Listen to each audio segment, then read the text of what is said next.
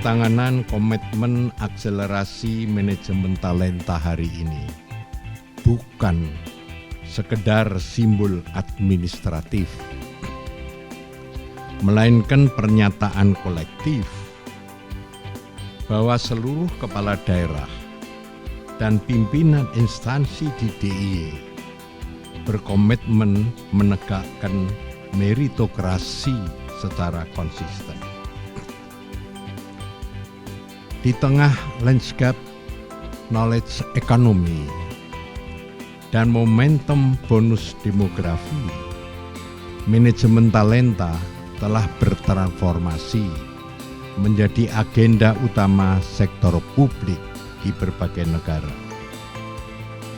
Manajemen sumber daya manusia sudah seharusnya ditata dengan visi inklusif, yakni menempatkan setiap pegawai sebagai seutuhnya human capital yang bernilai, berdaya tumbuh, dan berkontribusi bagi keberlanjutan organisasi.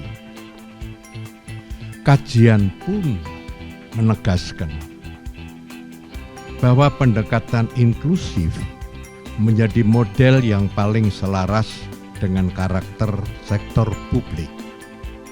Dengan begitu, manajemen talenta harus beralih dari sekedar merawat segelintir bintang menuju pembangunan ekosistem yang menerangi seluruh gugus agar setiap potensi menemukan momentumnya. Beranjak dari itu, maka tantangan kontemporer birokrasi adalah menghadirkan manajemen talenta yang inklusif, namun tetap presisi dan efektif. Kuncinya terletak pada data-driven dynamic talent management. Konsep ini merefleksikan keselarasan antara kompetensi dan kebutuhan jabatan sebagai proses yang dinamis, adaptif, kompetitif, dan berlandaskan bukti. Lalu data apa saja yang berpotensi menjadi fondasinya?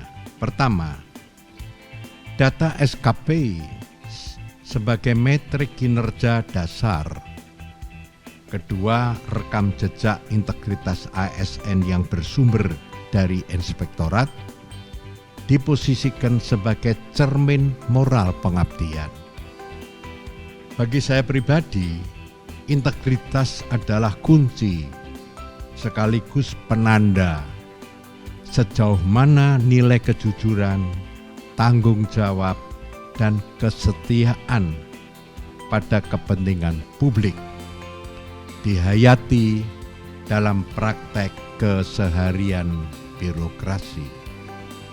Ketiga, data inovator yang difilter dari Indeks Inovasi Daerah dan Inovatif Government Award atau platform lain yang sejenis. Keempat, data penghargaan dan sertifikasi profesional, prestasi personal, baik tingkat daerah, nasional maupun internasional, harus diakomodir sebagai bagian dari talenta. Dan kelima, sebagai nilai tambah, capaian publikasi ilmiah serta publikasi gagasan mencerminkan intelijensia berbasis pengetahuan yang memperkuat karakter pemerintahan sebagai organisasi pembelajar. Seluruh data tersebut kemudian diintegrasikan dalam sebuah platform talent dashboard. Nah, manajemen talenta ini Bapak Gubernur nanti mohon dukungan dan saya terus belajar bagaimana penerapan di sini ya Bu Sekda untuk bisa menempatkan kader terbaik dengan meritokrasi. Kita tahu semua meritokrasi dari kata merit layak, berprestasi, bagus, bahasa Yunani, dan kratos, kekuasaan. Jadi meritokrasi itu dipakai di berbagai negara untuk menempatkan orang yang layak, yang bagus, yang berprestasi untuk mengeksekusi hal-hal yang ada di dalam kekuasaan itu. Kalau kita mudahnya urusan pemerintahan.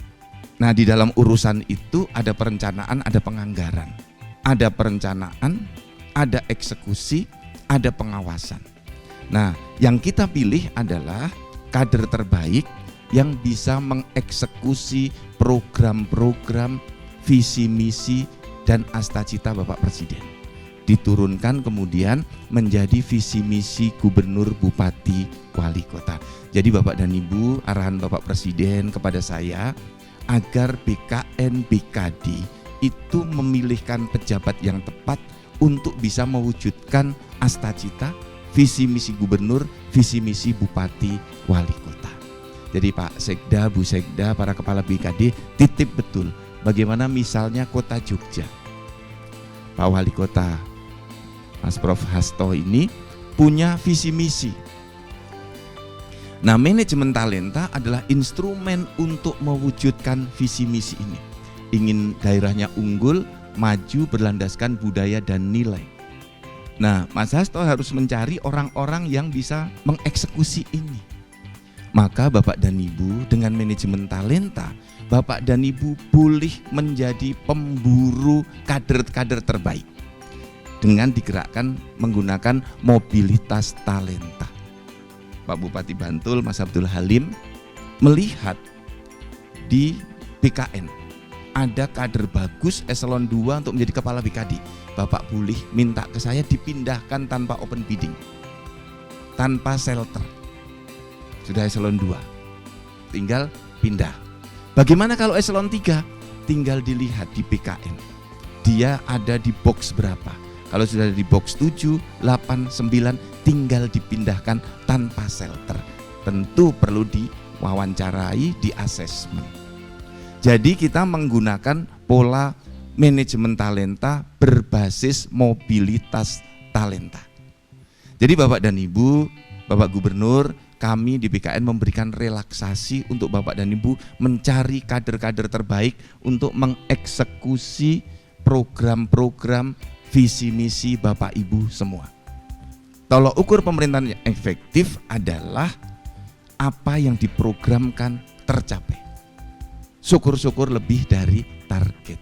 Maka SDM menjadi penting, infrastruktur sebagai pendukung juga sangat penting.